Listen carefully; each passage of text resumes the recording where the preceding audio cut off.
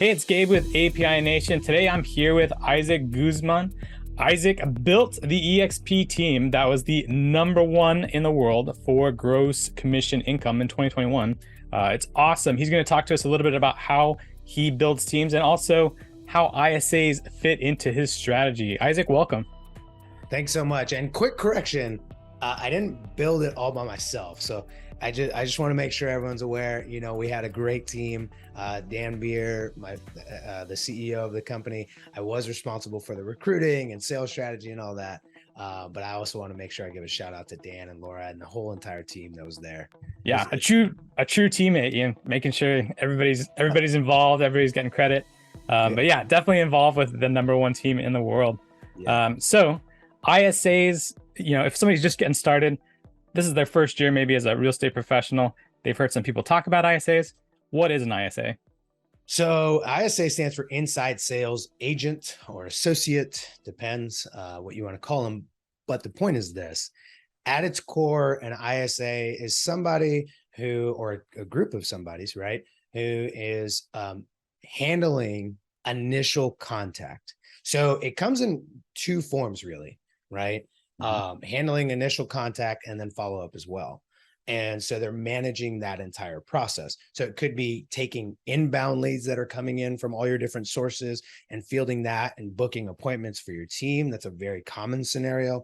They're also making outbound calls. There's a lot of outbound outbound facing ISAs where they're out making cold calls to generate opportunities, add people to the database.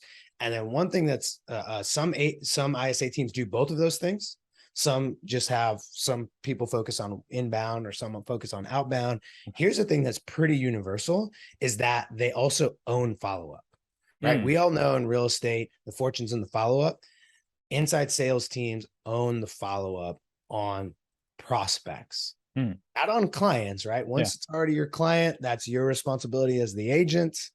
But in the follow-up, in the prospect world, inside sales agents own that. That's theirs. Got it. Okay, cool. So once I'm a professional, I think I want to start an ISA program. What could I expect bringing that program on, bringing those ISAs in? What could I expect that to change about my business? It's going to have a major impact. It's going to have a major impact because you're going to be able to focus on other dollar productive activities. Now, they might be alongside you, and that doesn't mean necessarily that you're done making calls. Right. It might mean that, but it doesn't necessarily mean that. What it does is it means someone else is participating in the growth of the database, and our database is really our business. And so that means nurturing the database, and it means adding to the database. Now, that's what you're going to see is you're going to have more horsepower around that objective. The other thing is likely you're going to see an improvement in your conversion rates because they will stick to the follow-up, right? They will stick to the lead management policy that you prescribe. I don't know about you, but most real estate agents, including myself, that I work with, we're not the very best at nailing every single task every single day the exact same way every single time. As a matter of fact, one of the reasons we're good at one of the things that attracted us to being an agent is that we don't have to like always color within the lines every single day, check in at a certain time, check out at a certain time, and rigidly follow this process. The freedom and flexibility of being an agent is one of the reasons we got into it. And so you'll also find a great ISA is going to be somebody who's very different from us in that they do show up on time, nail the day-to-day task, and get through it every single day like clockwork. Yeah, no, that makes a lot of sense. They're list people. Just give me the list. I'm going to hit it. Yeah. If you're an agent, I'm sure a broker, team leader, as you scale the business, you're probably starting to feel like, sacrifices are being made in certain places. And like you said, fortune's in the follow-up. So that's not the place you want to make the sacrifices. Yeah. And I guess to add to that, like a simple answer to your question is it's going to create freedom.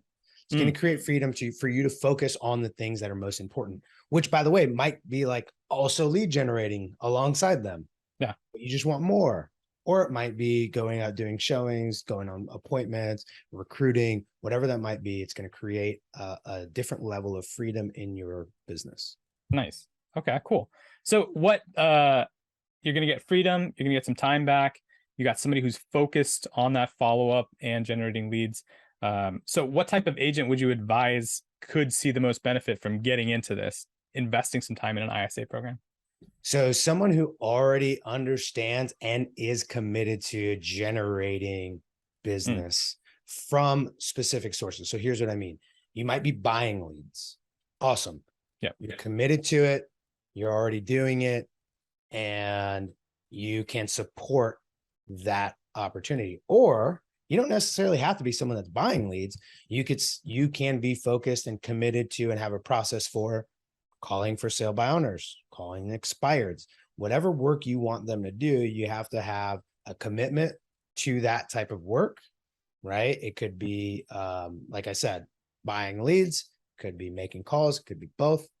You might have just a massive database of past clients and people that you've already been working with, leads that you've had for a while. You run a lot of open houses, whatever that is. You have commitment long-term to filling up a database that they can be working with. So that's going to be the major part. If you had to ask me a number, a lot of people are like, okay, how many inbound leads in a month should I be generating to like justify the cost of an ISA?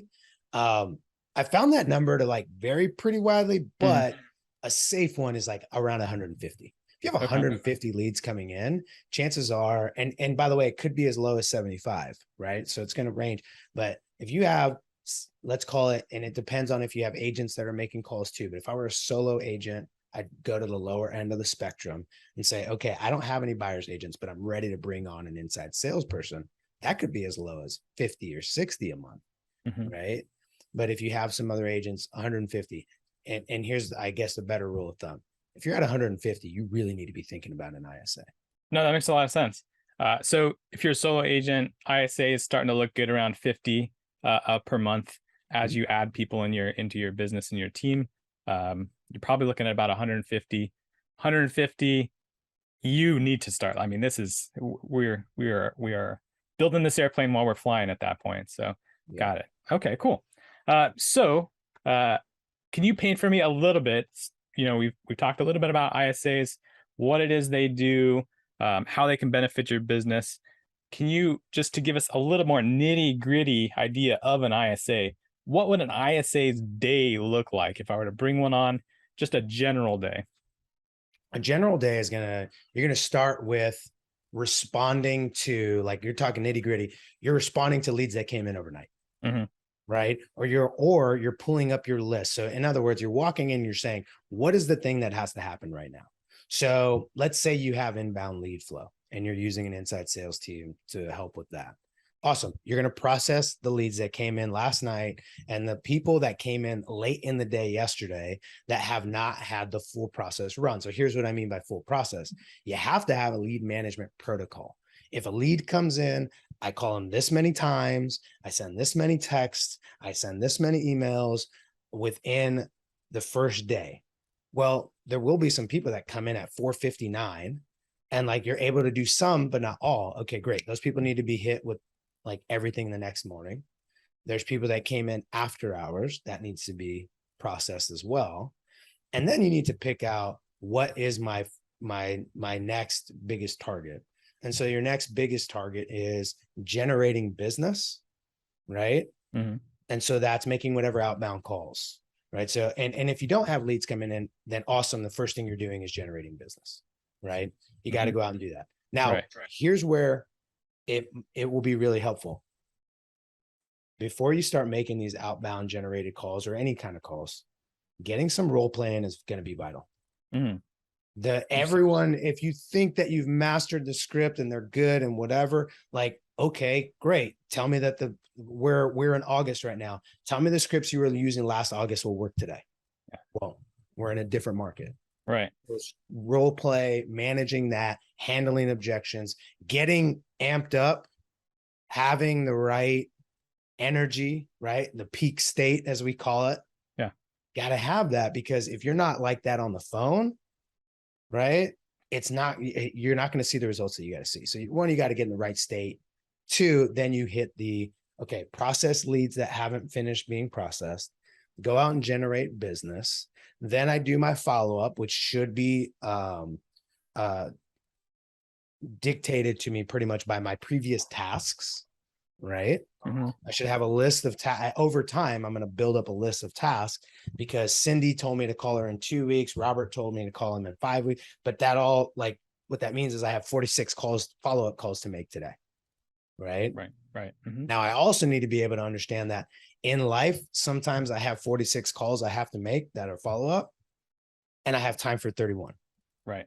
Awesome. I better be really good at note-taking and using my statuses or dispositions to determine if I can only call 31, but I should call 46. Who are the 31 that need my attention, and who are the ones that I could bump till tomorrow? That's right. And so that's the other thing. As I start working through my tasks, I go there, and then I'm also keeping a keen eye on inbound leads as that goes along. Now, you haven't asked me about it. I'll just sneak into it. Is as you start layering in some of this stuff, there's probably a point where you have more than one ISA and or agent support around inbound leads, and leads shifts tend to work the best. In other words, interrupting me to process a new lead when I'm making my outbound calls is very disruptive. Right. It's challenging when it comes to my productivity and also my energy. Also, it can be takes a lot of time to get back into the groove. I have an excuse now. I'm processing whatever. So the point being, if I can manage across my team, and maybe it's just me and my ISA have this agreement, right? I'm an agent just starting out with this. It's from these hours to these hours, you're going to be doing follow-up and all that other stuff, but everything stops for inbound leads. And during those same hours, the other person is just focused on outbound. I don't process new inbound leads because I don't want to get distracted. Right. And then on the later portion of the day, we swap. Got it. Yeah. So it's like time blocking, because, if you're task switching between those outbound calls to handling these inbound leads, I mean, I think they've done studies where it takes about 20 minutes for your mind to get back to the original task if you get pulled off of it. So that's 20 minutes. If you do that a couple times a day, you're losing hours. Exactly. And how you manage that is going to vary based on your size and your team and your lead flow and your lead source type, right? Like I said, inbound, outbound, database, whatever. The thing to keep in mind is if you can do shifts around specific types of activity, the more you can group, like cold calls are cold calls. Maybe circle prospecting, expireds, and FSBOs are different demographics or different scripts, but ultimately you're on a dialer making outbound calls, got to nail the intro. Right. Versus an inbound call is very different versus just following up from open house leads. Cool. So now we know what an ISA is, what they do on a day-to-day nitty gritty, what we can expect if we bring one on, how it's going to change our business, what we can be freed up to do, and then also when to start looking into an ISA. About 50 leads a month, about 150 if we're a team. And then a couple things you also mentioned. Before you bring on the ISA, you need to be generating those leads, but you also need to have put some thought into a follow-up protocol. It doesn't sound like an ISA is going to come in and say, I got a protocol, I'm going to handle it. You need to take them and say, this is what we do here. Please do this. This works. Great. This is great. This is the benefits of an ISA. We got another video coming out next week, and that will talk about once you start that ISA program, how many do you need? Where can you find these people? And how do you develop them to be a successful program like the programs Isaac has built in the past? So thanks so much, Isaac. If people want to find you, where should they look? You can check me out at agentacademycoaching.com. You can go check that out. We'll have the link for you directly to my profile, but you can check me out at agentacademycoaching.com. Perfect. Yeah. The link is in the description. Click through, schedule some time with Isaac. And yeah, that's great. Thanks so much. My pleasure.